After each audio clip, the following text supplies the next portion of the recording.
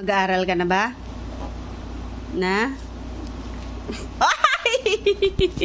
10 months na si Sky. Grabe ang bilis. Parang kailan lang umiiri ako, tapos masisiyas lang din pala ako. Malapit na kaming gumraduate sa pagpapa-photoshoot kay baby. Tignan nyo naman tumukha ng anak ko nung iniwan ko sa nanay ko. Pulis naman si baby ngayon sa photoshoot niya. Libre yung costume dito, pati yung sapatos. Kaya okay na okay magpa-picture dito. Tapos 500 pesos lang. Libre na yung mga soft copy, pati na yung mga edited na pictures. Maaga nga kami pumunta, kaya pagdating namin may batang pinipicturan pa, pero binihisan ko na si baby para pag kami na, ready na siya, nakabihis na siya agad. Yung ganitong edad ng baby, mainipin talaga, kaya ang ginagawa namin, nililibang talaga namin para hindi masira yung mood niya. Kapag pipicturan na siya, marami kami magandang shots na makuha. Kaya pala pilit niyang kinukuha yung suklay, gusto niyang magsuklay. Siguro nakikita niya sa amin ng papa niya kapag nagsusuklay kami, kaya ayan, ginagaya na din niya. Kapag pinapapicturan ko si baby, hindi talaga pwedeng ako lang, kasi baka hindi ko kayanin,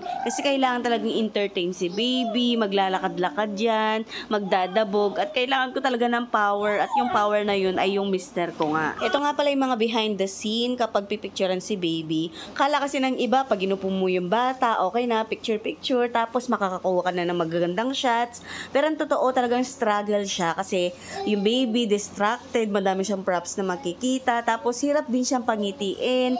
Alam nyo naman, moody nga yung mga bata, tulad ng sabi ko. Nung hindi pa nakakagapang si baby, nung hindi pa siya nakakaupo, ayan, madali lang siyang picturean. Ang problema lang namin dati ay yung pangitiin siya, pero ngayon, ang problema na nga namin ay kinukuha niya lahat ng makita niya sa paligid niya. So, yun yung isa sa struggle namin kapag pinipicturean si baby. Ayan, tulad na lang yan. O, diba, hahanap siya ng pwede niyang pakialaman. Buti na lang talaga matyaga sila kahit na malikot yung mga batang pinipicturean nila dito. Sige. Sky up! Ayan na!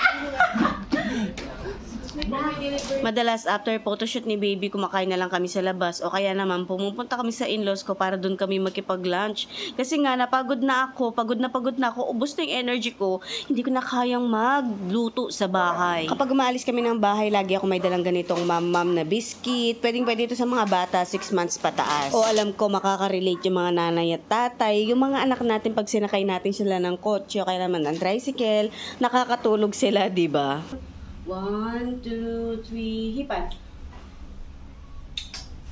In sa cellphone, alright. Siyempre, pag uwi namin ng bahay, di namin kakalimutan yung pag-blow ng candle ni baby. Pang 10 months na to, nakakasampu na kami. Share ko na din pala sa inyo itong wheel toy na nabili ko online. Nakakatulong ito sa kanilang development ng gross motor skills. Kaya ibili nyo yung mga babies ninyo.